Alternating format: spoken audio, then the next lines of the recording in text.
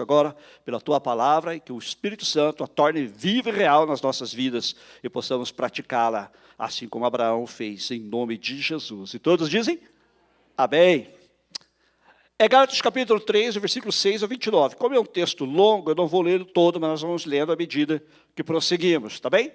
Nós falamos na última mensagem sobre a aplicação da graça. Vimos o caso de Jacó. E hoje Paulo entra no princípio da graça, salvação pela graça. Você é salvo pela graça e não pelas obras. Mas você também permanece em Cristo e na salvação pela graça e não pelas obras, não pela lei. Paulo agora então vai pegar este princípio, ele pega este princípio e ele leva até Abraão. Então, capítulo 3, versículo 6, ele diz assim: é o caso de Abraão, que creu em Deus e isso lhe foi imputado para justiça. O que é que foi imputado para justiça a Abraão? A sua fé em Deus. Agora, é verdade que esta fé em Deus de Abraão foi manifestada pela sua obediência a Deus. Não é apenas você dizer assim: olha, eu acredito no Senhor, eu acredito em Jesus. É mais do que uma declaração verbal da verdade. Não é? Se eu realmente creio, a minha fé será demonstrada pelas minhas ações. Okay? Agora, se alguém diz assim: ei, eu creio em Jesus, sim, eu creio, porém suas ações, não suas obras, não estão em conformidade com aquilo que a pessoa está declarando, então há uma grande razão para duvidar se essa pessoa crê realmente, se ela crê sinceramente. Se eu sinceramente creio em algo, então minhas ações vão ser conformadas com aquilo que eu digo que eu creio e vão confirmar aquilo que eu creio. Por exemplo, se eu disser para você: vai ter um terremoto daqui a 3 minutos, eu continuo aqui pregando e não faço nada, você vai dizer: não, ele não crê que vai haver um terremoto. Porque se realmente eu creio que tem um terremoto, o que é que eu faço? Eu saio correndo e falo para todo mundo: saia correndo e vai lá para o estacionamento. Não sei se é o lugar mais seguro, mas é mais seguro do que ficar aqui dentro, não é? Então, as minhas ações, as minhas obras vão corresponder e vão confirmar aquilo que eu digo que eu creio. Então, as ações de Abraão confirmaram o que ele creu. Suas ações foram com base do que ele cria. Ele creu em Deus e ele agiu baseado na fé. Abraão creu em Deus e foi a fé de Abraão que Deus creditou-lhe como justiça. Não as ações, não as obras, mas a fé que levou às ações. Ok? Como o Tiago disse, a fé sem obras é morta.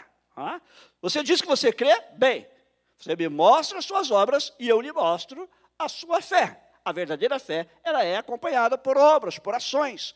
Porém, não são as minhas obras que Deus leva em consideração, mas sim a minha fé que leva à ação. Em outras palavras, aqui Tiago está dizendo também que aquilo que eu disse agora há pouco, que só dizer verbalmente que você crê não é suficiente. Só você dar o seu assentimento verbal à verdade não é o suficiente. Tem que ser demonstrado pela sua ação se é uma fé verdadeira. Ok? Se é uma crença verdadeira. Mas Deus não olha para as ações, mas Ele olha para a fé que leva às ações. Com Abraão, foi a fé de Abraão que Deus lhe creditou, conforme a tradução que você usa, ele imputou para a justiça. O que quer dizer isso? Que não foi o que Abraão fez, mas sim porque ele creu, isso lhe foi creditado. A palavra, inclusive, usada aqui no hebraico, é a mesma palavra que nós usamos quando você faz um crédito na sua conta lá no banco. Então, aos olhos de Deus, ele foi creditado, ele foi considerado, declarado justo. Abraão era justo? Não. Mas porque ele creu, Deus o declarou justo. Abraão era perfeito? Não. Mas porque ele creu, Deus o declarou justo. Foi creditado isso a ele como justiça. Ok? Então, Abraão, por causa do que ele fez, ele se torna o pai. Não apenas de uma raça física, mas de uma raça espiritual. Versículo 7, Paulo diz assim: sabeis, pois, que os da fé é que são filhos de Abraão. As promessas feitas a Abraão não foram feitas a sua semente ou a sua descendência física, mas a sua semente, a sua descendência espiritual. De modo que Paulo logo vai dizer que nós somos filhos de Abraão, que é o pai daqueles que creem. E você, quando você creu em Jesus Cristo, ou se você ainda não creu, mas crer nesta noite, você se tornou, ou se tornará neste caso, o filho de Abraão pela fé. E assim, a aliança que Deus fez com Abraão se torna a aliança de Deus com você. Ok? Quando você se torna filho de Abraão, o pai daqueles que creem. De modo que você pode ser um descendente físico de Abraão, você pode ser um judeu, ok? Mas se você não crê, você não é realmente um descendente de Abraão nesse sentido espiritual. E Paulo prossegue dizendo, versículos 8 e 9. Ora, tendo a Escritura previsto que Deus justificaria pela fé os gentios, isto é, os não-judeus, pré-anunciou o Evangelho a Abraão, em ti serão abençoados todos os povos, de modo que os da fé são abençoados com o crente Abraão. Então a promessa de Deus a Abraão, prevendo que os gentios iriam ser justificados pela fé, prometeu-lhe esta bênção da qual você se torna participante. Então o que Deus prometeu a Abraão é prometido a você também. Aquilo que Deus disse que seria realidade na vida de Abraão, torna-se realidade na sua vida também, porque agora você é filho de Abraão pela fé. Agora, tinha aqueles que queriam voltar à lei, que estavam considerando retornar à lei, e estavam prontos para olhar para a lei como a base de uma posição justa diante de Deus. E a eles Paulo diz assim, vocês não sabem, versículo 10, que todos quantos, pois, são das obras da lei, estão debaixo de maldição.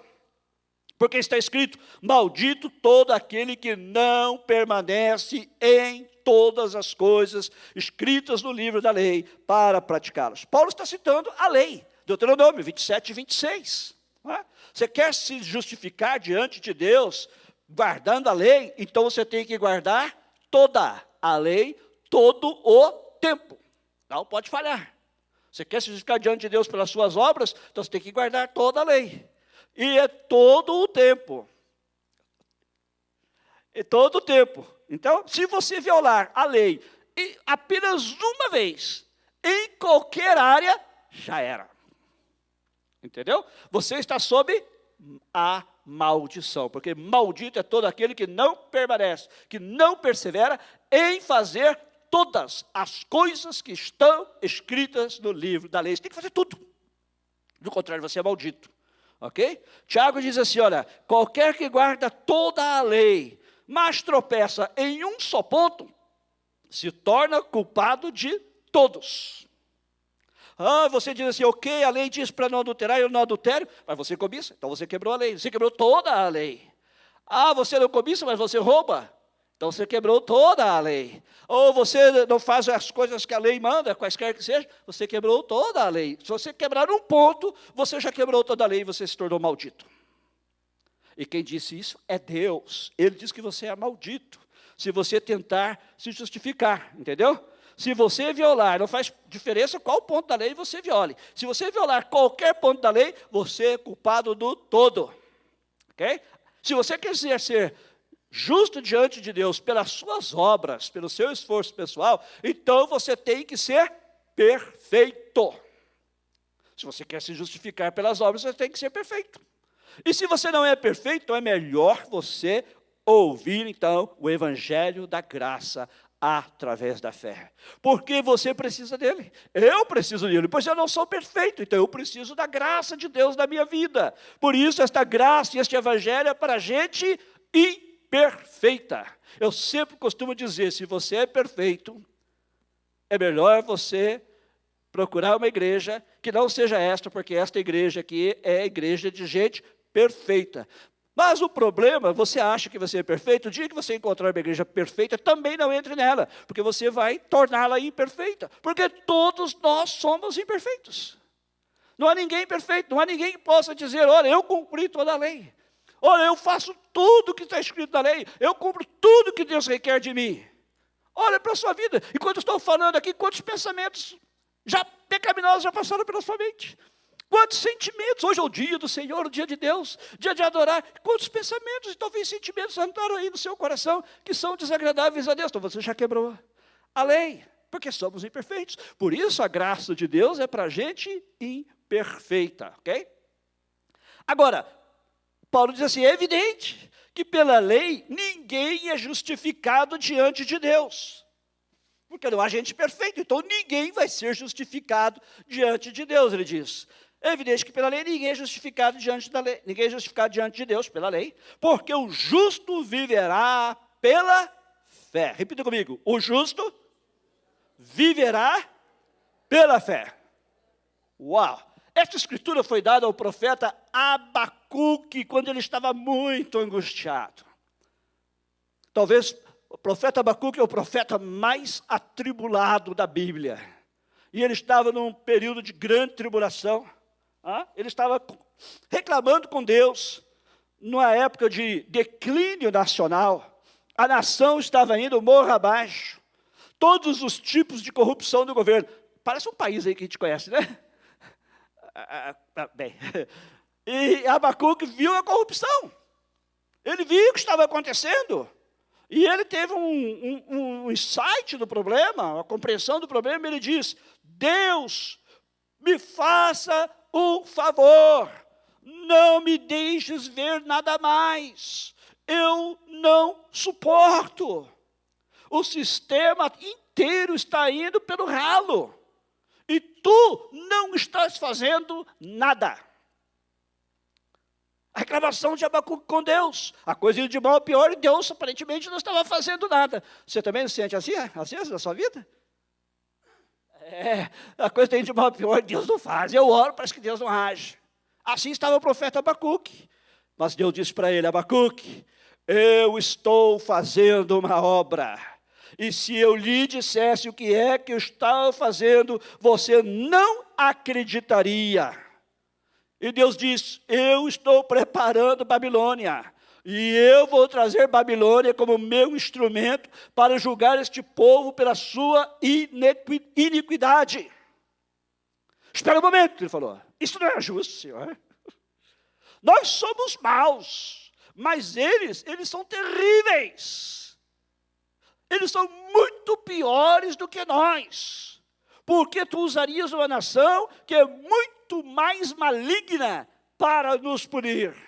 E Deus diz, eu te disse que você não acreditaria. Então Abacuque diz, bem, Senhor, eu não sei o que fazer. Você já teve esses momentos assim com Deus? Um momento de intimidade, que você abre o seu coração com Deus. Eu não sei o que fazer.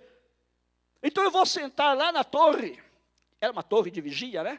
Eu vou sentar lá na torre e eu vou esperar em ti. E ver o que é que tu vais fazer.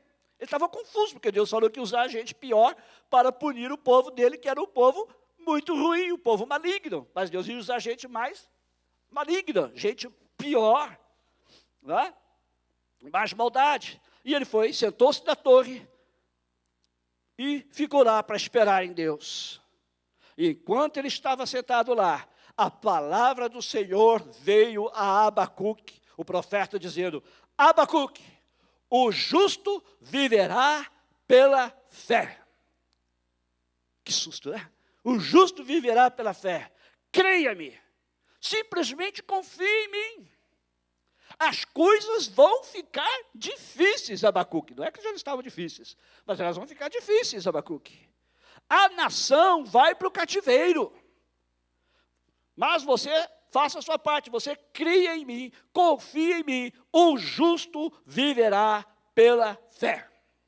As coisas estão ruins, o justo viverá pela fé. As coisas parecem estar indo cada vez pior, o justo viverá pela fé. E assim Paulo aqui novamente ele cita esta fantástica declaração de Deus. Ele diz assim, o justo, ou seja, aqueles que são justificados, viverão pela fé. O justo viverá pela fé. É por isso que a lei não pode justificar você.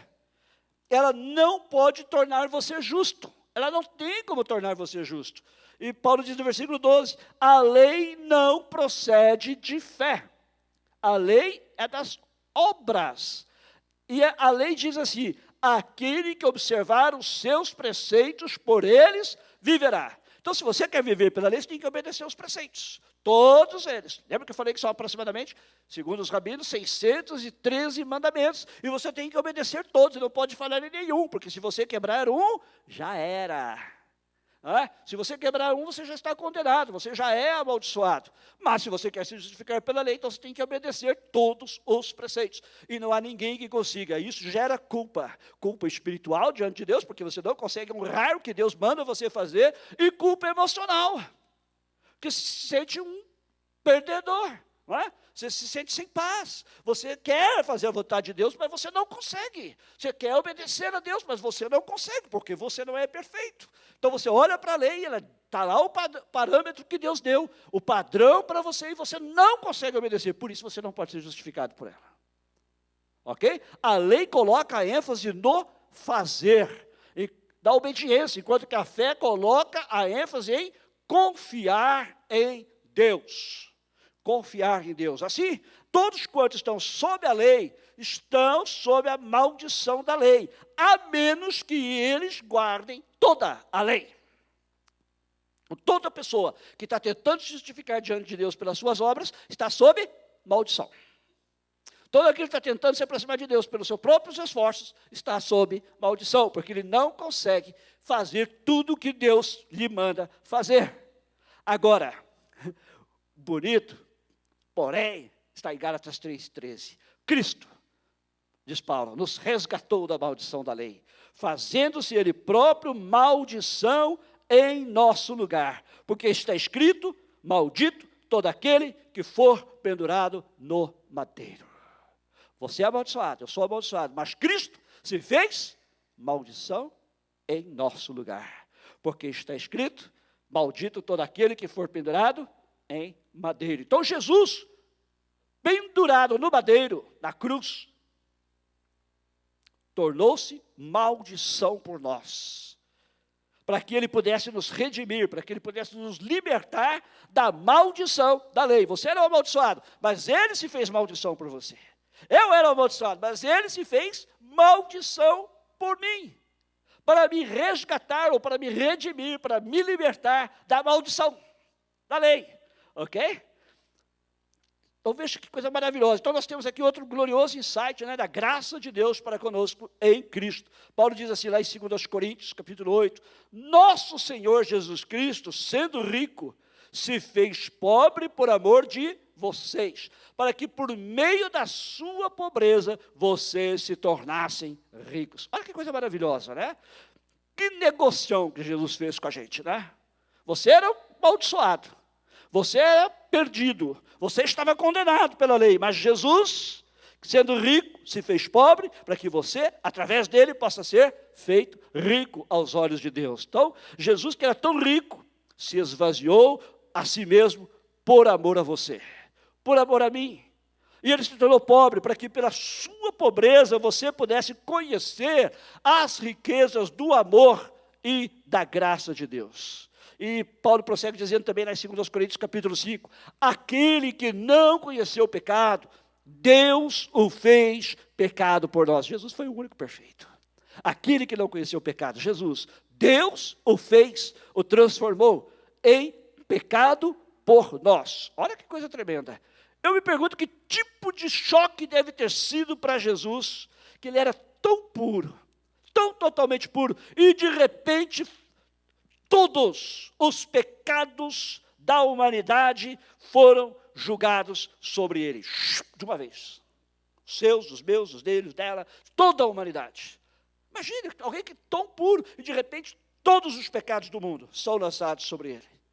Toda coisa podre, toda coisa maligna, que já foi cometida pelo homem, que ainda será cometida, foi lançada sobre ele. Toda coisa pervertida, jamais cometida pelo homem, lançada sobre ele. Que choque deve ter sido. Agora, por que Deus fez isso? Aqui está a resposta de Paulo. Aquele que não conheceu o pecado, Deus o fez pecado por nós, para que nele fôssemos feitos justiça de Deus. Ele é justo, eu sou injusto, mas os meus pecados foram lançados sobre ele para que através dele eu seja justificado diante de Deus. Para que através dele eu seja feito justiça de Deus. Olha, então ele nos redimiu da maldição da lei. Porque ele se tornou uma maldição através de ser pregado na cruz. Ao ser pendurado na cruz, ele se tornou maldição. Paulo diz no versículo 14, para que isso? Para que a bênção de Abraão chegasse aos gentios, isto é, a você e a mim, por Jesus Cristo, e para que pela fé nós recebamos a promessa do Espírito. Então Jesus veio para redimir, tomando a nossa maldição. Ele se fez maldição em nosso lugar. Mas novamente, isso é uma coisa negativa, mas o positivo é para que você pudesse receber as bênçãos que Deus prometeu a Abraão. A promessa do Espírito através da fé. Hoje nós cantamos sobre o Espírito. Hoje nós até convidamos a igreja a vir aqui receber do Espírito Santo. Como é que eu recebo o Espírito Santo? É pelas obras da lei? Não, é pela fé. Eu recebi inicialmente quando eu criei em Jesus Cristo e eu recebo porções do Espírito Santo. E o poder do Espírito Santo sempre pela graça de Deus por meio da fé. E não pelas obras, não por aquilo que eu faço. Não é? Aí Paulo diz assim, irmãos, olha só, irmãos, falo como homem, ainda que uma aliança, a palavra aliança aqui pode ser traduzida como testamento também, ainda que uma aliança seja meramente humana, uma vez ratificada, ninguém a revoga ou lhe acrescenta alguma coisa. Então, uma vez que um testamento ou uma aliança é ratificado, diz Paulo, ninguém pode lhe acrescentar nada e ninguém pode anulá-la, tá certo? Por exemplo, aconteceu comigo. Minha tia morreu e ela fez um testamento, que não é muito comum no Brasil. Aqui nos Estados Unidos é mais comum, mas no Brasil não é uma coisa comum. Quem já fez seu testamento aí? Levante a mão. Ninguém está pensando em morrer, né? Mas é bom fazer, viu? Eu já fiz o meu. Porque se acontece alguma coisa, Jesus resolve levar, minha filha já está lá no testamento como a minha herdeira. Não só ela é minha herdeira legal, mas agora ela também é herdeira de acordo com o que está proposto lá naquele testamento. Uma vez que é feito o testamento, ninguém muda. Ok? Uma vez que ele foi ratificado, ninguém pode mudar. Minha tia morreu e me deixou como herdeiro. Havia vários herdeiros, e ela me deixou como herdeiro. Sabe o que eu herdei da minha tia? Um relógio Cuco. Estava lá no testamento. Para o Miguel Ângelo, porque ele gostava muito desse relógio. Então, deixo para ele. Foi o meu presente. Para uns ela deixou terras, para outros ela deixou casa. Para mim ela deixou um relógio Cuco. Posso mudar o testamento? Não, porque já foi ratificado, foi levado ao promotor, ao juiz, o promotor aprovou, o juiz ratificou, acabou, ninguém mais muda. Mas teve gente que não ficou satisfeito, foi lá perguntar, questionaram o executor do testamento, mas e isso e aquilo? Ele falou, vai falar com o promotor, uma vez ratificado, não tem como mudar. Uma vez ratificado, acabou, é aquilo que está lá, aquilo é legal, aquilo é o que vale, e você tem que se conformar com aquilo, ok? Minha tia me deixou uma grande herança, um relógio Cuco. Já tentaram pegar meu relógio Cuco. Falei, não, isso aí é meu. Esta é a minha herança, né? Agora, Paulo diz, depois que é revogado o testamento, a aliança, ninguém mais muda e ninguém anula. Ninguém pode acrescentar e ninguém pode anular. Então, Deus fez a aliança com Abraão, uma bênção. Olha aí, em Gênesis 22, 17, Deus diz assim a Abraão, eu certamente quer dizer, com certeza, né? Eu deveras, eu certamente te abençoarei. Então, Deus fez a promessa da sua bênção para os filhos de Abraão. É para você e é para a sua descendência espiritual. Vocês são filhos de Abraão através da fé, porque ele é o pai daqueles que creem. Então, as promessas feitas para ele são para nós também. E assim as promessas de Deus para vocês são. Eu certamente te abençoarei e te multiplicarei. Olha que bênção tremenda que você é participante. Irmãos, nós muitas vezes não nos apropriamos das bênçãos de Deus, daquilo que Ele nos prometeu, nós ficamos aquém, Ele quer nos dar, porque Ele já nos deu, na verdade é muito maior, mas você não recebe. Você fica aquém, eu te abençoarei e te multiplicarei. Ali é só o começo. Entendeu? É só o começo. Tem muito mais. Tem muito mais. Eu te abençoarei e te multiplicarei. É a promessa de Deus, que se estende também aos filhos de Abraão. Então, essa promessa de Deus sobre você é através da fé. Jesus abriu a porta para que você pudesse receber estas bênçãos que Deus prometeu a Abraão.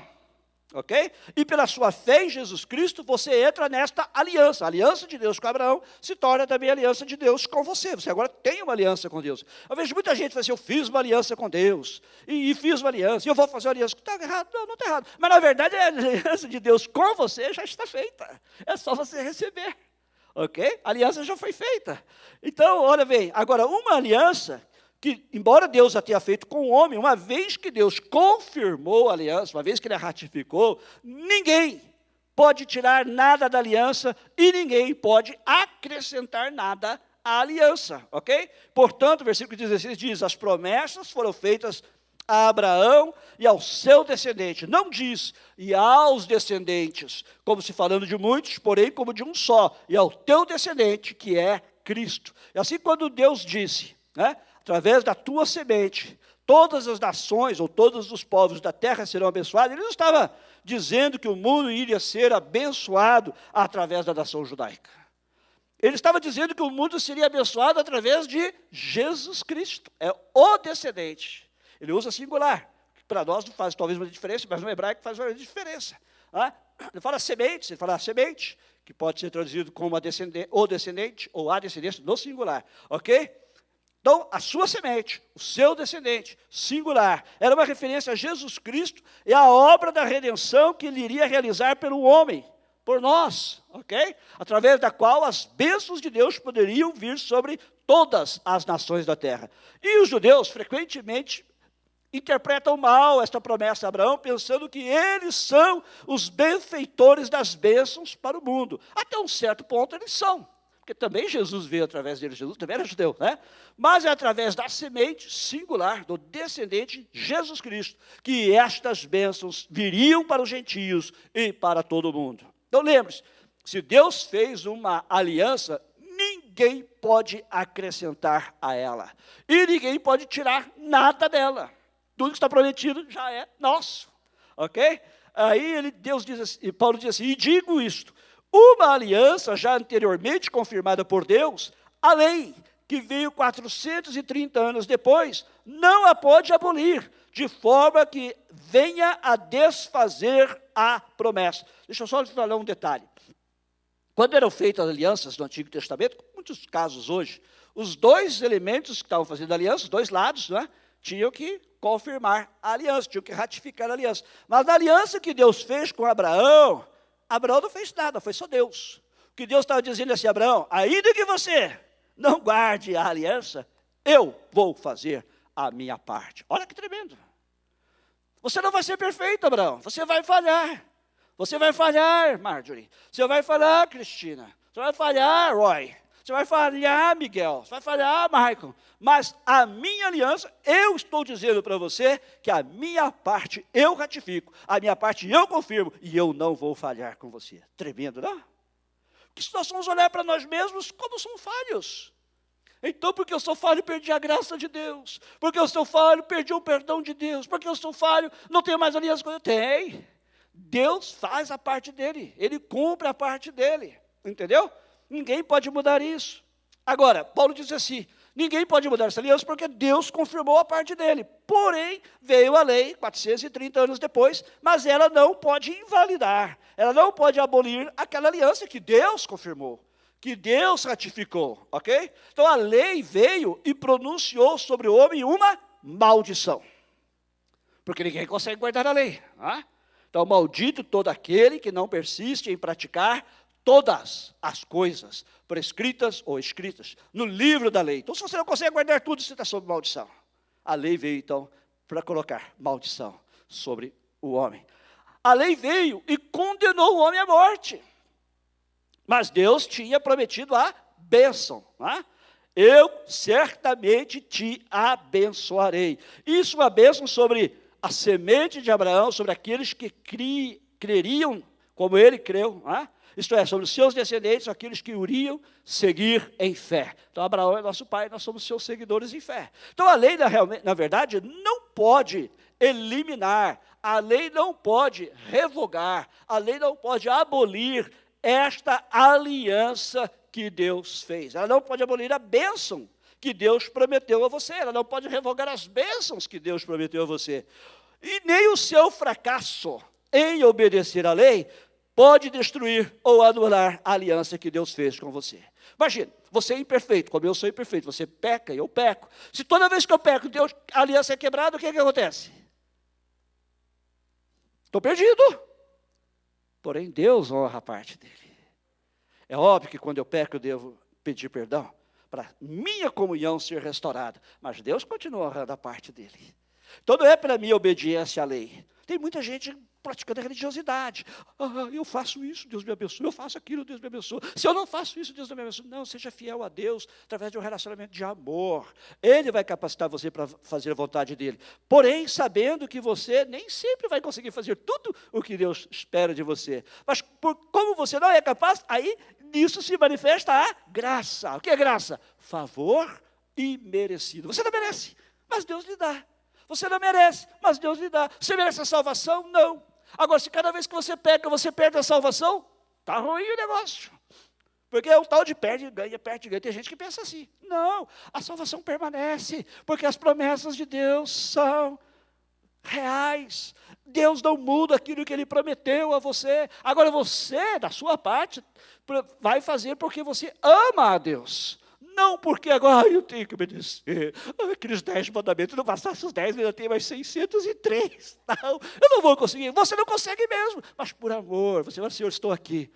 Estou aqui. Eu sei que eu não sou perfeito. Eu sei que eu sou falho. Eu sou como aquele pecador lá, aquele publicano. Bato no peito, digo, Senhor, tem misericórdia de mim, pecador. E Deus, na sua graça, me perdoa e me restaura. Amém? Porque Ele continua fiel e nada, nem mesmo os meus pecados ou a minha desobediência, pode anular a aliança que Deus fez para nos abençoar. Agora, que Deus nos ajude a ver isto, porque vai levar a sua vida a ser muito mais rica e cheia das bênçãos de Deus, um ponto tal que você não vai conseguir lidar com isso, se você entender este princípio. Ok? Tem muita gente dentro das igrejas com culpa. Talvez as igrejas sejam os lugares onde tem mais gente doente, sabia? Emocionalmente. As igrejas talvez sejam os lugares onde tem mais gente com culpa, porque a gente quer viver à base da religiosidade. E aí você tem culpa porque você não consegue ser perfeito. Mas quando eu entendo que eu não sou perfeito, mas Jesus é perfeito, Ele morreu por mim, levou meus pecados, e eu o aceitei como meu Senhor e Salvador, Deus olha para mim agora e vê o Miguel que você vê como imperfeito, Deus me vê perfeito. Aleluia! Ele me vê perfeito. Sou perfeito? Não, mas Ele me vê perfeito. Entendeu? Agora, quando eu peco, vou e confesso o meu pecado. Eu não preciso ficar levando culpa. Mas eu pequei, então agora eu tenho que fazer alguma coisa para compensar o pecado. Você não tem que fazer nada, é só se arrepender, pedir perdão e ser reconciliado com Ele. Isso que é um amor, isso é um relacionamento de amor que Deus propõe para nós. Entendeu? Não é para você ficar levando eternamente aquela carga da qual você não consegue se desvencilhar, aquela culpa da qual você não consegue se liberar. Não, é para você viver a vida que Jesus disse, eu vim para que tenham vida e a tenham em... Você crê nisso mesmo? Eu vim para que tenham vida e a tenham em abundância. Então por que tem tanto crente vivendo aquém dessa abundância? Vivendo miseravelmente, comendo das migalhas que caem da mesa. É porque não entenderam o conceito da graça. Eu não tenho que viver com culpa. Jesus já levou a culpa. Amém? Jesus levou a culpa. Agora, veja bem, a minha vida tem sido muito abençoada por Deus, uma vez que eu fui trazido pelo Espírito de Deus ao entendimento destas coisas. Que a base das bênçãos de Deus sobre mim estão todas em Deus. As bênçãos não estão em mim, não é por causa que eu fui obediente, ou agora eu fui na igreja, 5h30. Não, a base não está em mim, a base da bênção não está em mim, a base está em Deus. As bênçãos não estão em mim, as bênçãos estão em Deus. Estão em Deus, entendeu? Então, quando a gente entende isso, e no meu caso, quando eu entendi a sua graça, o seu amor por mim, que não depende das minhas obras, isso libera a gente. Isso liberta você. Você pode viver uma vida livre em Cristo. Você pode ter uma vida livre. Como eu disse semana passada, não é para você sair por aí fazendo o que você bem entender, viver uma vida lasciva de jeito nenhum, porque se eu amo a Deus, eu não vou fazer isso. Mas eu não sou motivado por isso, pela culpa, eu sou motivado pela graça. Entendeu? As bênçãos de Deus, o amor de Deus não depende das minhas obras. Mas as bênçãos de Deus estão baseadas no fato de que Deus fez uma aliança para me abençoar. Deus confirmou essa aliança e a lei não pode anulá-la. O meu fracasso não pode anular essa aliança. Entendeu? Quando eu creio em Jesus Cristo, eu me torno filho de Abraão pela fé. E assim esta aliança que Deus fez com Abraão e com os filhos de Abraão se torna a aliança de Deus comigo. E a aliança de Deus é a aliança das bênçãos totais. Das bênçãos totais. Agora, a lei não pode então tirar essa bênção de mim. Ok? Embora a lei foi acrescentada 430 anos depois, uma vez que a aliança foi confirmada, ela não pode ser mais acrescentada, nem anulada. A lei não muda a aliança, ok? A lei não pode anular a aliança da bênção de Deus comigo, porque eu falhei em guardar a lei. Deus sabe que eu vou falhar. Deus sabe que eu vou falhar. Deus sabe que eu não vou fazer perfeitamente a vontade dEle. Porém, a lei não anula a promessa dEle de me abençoar. Entendeu? Então, agora você pergunta, está aí o Paulo fala aí no versículo 19, qual, pois, a razão de ser da lei? Qual era, então, o propósito da lei? Para que a lei? Então, por que Deus deu a lei? E Paulo responde, se a herança provém da lei, já não decorre de promessa. Se a herança vem da lei, a salvação vem da lei, tudo que Deus prometeu vem da lei, já não decorre de promessa, já não vem da promessa. Mas Deus a deu a Abraão por promessa, não por lei, mas por promessa, ok? Então veja bem, por que Deus deu a lei então? Veja aí o versículo 19. A lei foi adicionada por causa das transgressões, por causa dos pecados. Até que viesse o descendente, a quem se fez a promessa, e foi promulgada por meio de anjos, pela mão de um mediador. Então, a lei serviu por causa das transgressões do homem, por causa dos pecados do homem. Para mostrar ao homem, mostrar a você e a mim, a sua culpa e a sua necessidade de um Salvador. A lei diz assim, olha, você tem que fazer isso. Você não pode fazer isso. Aí você fala, estou perdido, estou frito, estou no fogo do inferno. E está mesmo. Então a lei, esse é o trabalho da lei, é mostrar que você não pode se salvar. É mostrar que você não consegue obedecer a Deus. A lei vem para condenar, esse é o propósito da lei, para condenar. Para mostrar que você é um pecador miserável, como pecador você será condenado. E você já está amaldiçoado, inclusive, porque você não consegue guardar a lei. Esse é o propósito da lei. Ela serviu por causa das transgressões, para mostrar-nos a nossa culpa e a nossa necessidade de um Salvador. Poxa, se eu estou nessa situação, estou condenado, quem me salvará? Acho que era o Chapolin Colorado, né? Que perguntava, né? Quem me salvará? Quem me salva é Jesus Cristo. Amém? Glória a Deus por Jesus. Glória a Deus por Jesus. Então, Paulo diz assim, ora, o mediador não é de um, mas Deus é um. Então precisa de dois para ver a mediação. Aqui está você, pecador, aqui está Deus que é santo. Você não pode se aproximar dele por causa da santidade de Deus, por causa do seu pecado. Há um abismo intransponível entre vocês. Precisa de dois para ter uma briga, você está numa luta, porque você é um pecador e Deus é santo, ok? É preciso então haver um mediador. É preciso que alguém venha e faça uma mediação entre Deus e você. Então Cristo se tornou o mediador entre Deus e o homem, entre Deus e você, ok? E Paulo termina assim, olha, é porventura então a lei contrária às promessas de Deus? De modo nenhum. Porque se fosse promulgada uma lei que pudesse dar vida, ou seja, se a lei pudesse dar vida, na verdade seria procedente de lei, a salvação seria pela lei. Mas a Escritura encerrou tudo sobre o pecado, para que mediante a lei, mediante a fé em Jesus Cristo, fosse a promessa concedida aos que creem. Mas antes que viesse a fé, estávamos sob a tutela da lei, e nela encerrados, para essa fé que do futuro haveria de revelar-se. Deixa eu explicar isso aqui. Paulo diz assim, ó, antes que a fé viesse, ou seja, antes que Jesus Cristo viesse, o relacionamento com Deus tinha que ser pela lei. É assim que o homem se relacionava com Deus. Ele tinha que trazer o sacrifício, nós falamos sobre isso semana passada. Tinha que fazer um sacrifício, ele tinha que fazer a cobertura pelo seu pecado. Mas uma vez que Jesus fez, nós não precisamos mais da lei, ok? Aí Paulo conclui assim, de maneira que a lei nos serviu de aio para nos conduzir a Cristo. Então a lei ela tinha duas funções, ela era um guarda, Dizem que ele encerrou tudo sob o pecado, guardou, trancou você na prisão. Você é pecador, você está na prisão, você não sai daí.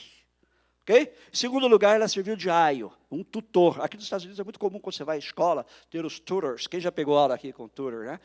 Você não consegue entender a matéria, aquela matemática lá. Aí você vai lá e tem um tutor, alguém que vai lhe dar uma aula particular, vai lhe ensinar a matemática para que você possa tirar uma boa nota. E Paulo diz assim, a lei, esse foi o trabalho dela, foi um tutor, ela foi um aio.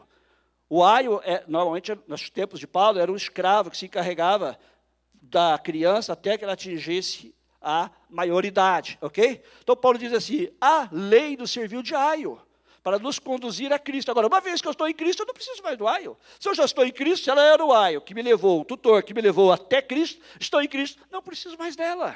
Está entendendo? Então, a lei pode apenas me mostrar o quanto eu tenho falhado em ser o que Deus requer que eu seja. O quanto eu tenho falhado em ser tudo aquilo que Deus exige de mim. O homem esteve sob a guarda da lei, esteve sob a lei até o tempo de Cristo. Aí Paulo diz, mas tendo vindo a fé, já não permanecemos subordinados ao aio. Acabou o trabalho do guarda e acabou o trabalho do tutor. Agora eu já estou em Cristo, não preciso mais da lei. O trabalho dela é mostrar que eu precisava de um Salvador, cheguei ao Salvador, eu conheci, agora eu não estou mais sob a guarda e nem sob a tutela da lei. Então Paulo diz que Cristo é o fim da lei para aqueles que creem. Olha que bênção. Cristo é o fim da lei para a justiça de todo aquele que crê. Inclusive tem uma música que nós cantamos aqui no louvor, né, que diz isso. Cristo é o fim da lei para a justiça de todo o que crê. Isso aí, na verdade, é baseado na Bíblia. É Bíblia pura, Romanos 10, 4. Não é? Ou seja, a lei como a base para o meu relacionamento com Deus acabou. Ok? Cristo é o fim da lei como base do relacionamento para aquele que crê. Agora, o meu relacionamento é direto com Deus através de Jesus Cristo. Então, o meu relacionamento com Deus não é mais baseado em guardar a lei. Meu relacionamento com Deus agora está baseado na minha fé em Jesus Cristo. E Paulo agora chega às palavras finais dizendo uma coisa gloriosa. Olha o que ele diz, pois todos vocês são filhos de Deus, mediante a fé em Cristo Jesus. Porque todos quantos foram batizados em Cristo, de Cristo se revestiram. Assim, na igreja, no corpo de Cristo, aqueles que creem, não pode haver judeu nem grego, ou seja, não há judeu nem gentio, ok? Antes eram separados, judeus e gentios, agora na igreja somos um só povo. Não há judeu, não há grego, somos a igreja, ok? Segunda coisa, não há nem escravo nem liberto. Isso aqui é muito importante quando a gente considera o contexto que Paulo está escrevendo. Lembra que eu falei que mais ou menos 2/3, pelo menos 1/3 da população do Império Romano era constituída de escravos. Paulo diz, da igreja não tem escravo, não tem liberto, todos são iguais. Ok? E Paulo diz assim, nem homem, nem mulher. Ah, a posição do homem é superior. Mas a da mulher que é superior. Não, nem homem, nem mulher, iguais. Porque todos vocês são um em Cristo Jesus. E se vocês são de Cristo, também são descendentes de Abraão e herdeiros segundo a promessa. E assim, Jesus se tornou o denominador comum entre os homens. Quem gosta de matemática, né? Denominador comum entre todas as pessoas é Jesus Cristo, ok? Assim que nós, todos os relacionamentos, nos relacionamos com Deus numa base igual através de Jesus Cristo. Eu tenho acesso tão pronto a Deus através de Jesus Cristo quanto Billy Graham. Oh, mas Billy Graham é o grande evangelista, o grande ganhador de almas. Eu tenho tanto acesso quanto ele à presença de Deus. Eu tenho tanto acesso, e imediato acesso à presença de Deus quanto o Papa. É? Ou qualquer outra pessoa, porque eles, se quiserem vir a Deus, têm que vir da mesma maneira.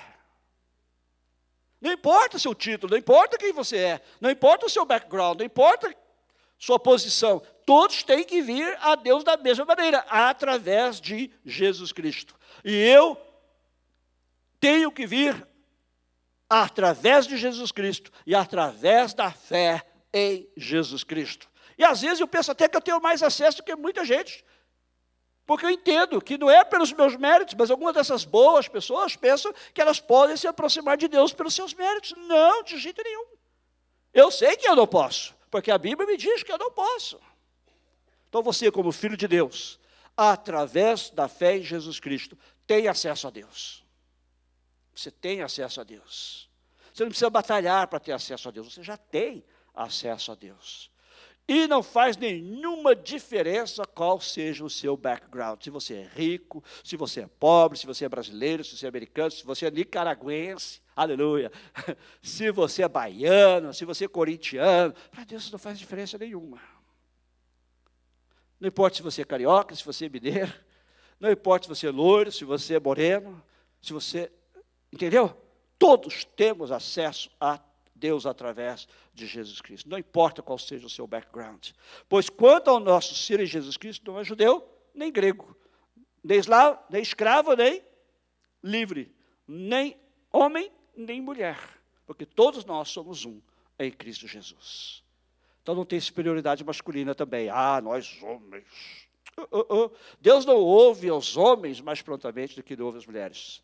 Por outro lado, Deus também não ouve as mulheres mais prontamente do que ele ouve aos homens. Eu creio que há mulheres que oram mais que os homens, mas o acesso é o mesmo. Ok? Nós todos somos trazidos a um denominador comum em Jesus Cristo. E todos somos um nele. Amém? Inclina sua cabeça. Feche seus olhos. Como é que você tem se relacionado com Deus? Você se relaciona com Deus com base na sua performance, nas suas ações, nas suas obras? Ou você entende que as bênçãos de Deus nos são dadas por causa do amor de Deus por nós? Por causa da sua graça. A graça é a manifestação do amor de Deus. Você procura obter o favor de Deus através daquilo que você faz? Ou você crê que Jesus já fez tudo o que precisava ser feito? E que seu relacionamento com Deus agora é baseado no que Jesus fez? Não é por causa das suas obras que você é justificado. Não é por causa das suas ações, mas é por causa da fé que leva às ações. Você já tem esta fé. Você já creu em Cristo como seu Salvador e como seu Senhor. Agora, você já creu, a pergunta é, você continua seu relacionamento com Deus exclusivamente pela graça, com base na fé em Jesus Cristo que Ele fez por você? Você entende que você é participante da aliança e que Deus honra a parte dEle? Que você nunca vai ser perfeito, não adianta que você agradar a Deus, procurar agradar a Deus através das suas obras, porque isso jamais será possível.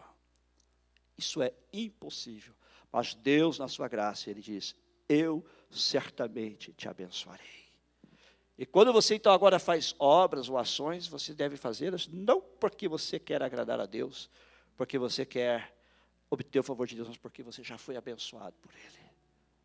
Mas porque Ele já lhe garantiu que Ele vai abençoar, porque Ele está honrando a parte dEle na promessa. Nós vamos orar.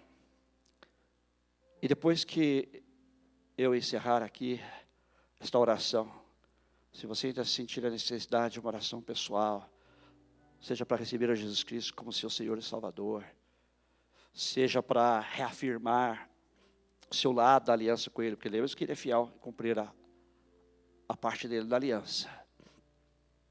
Seja porque você tem alguma necessidade hoje, qualquer área que seja, haverá duas pessoas aqui à frente que irão orar por você.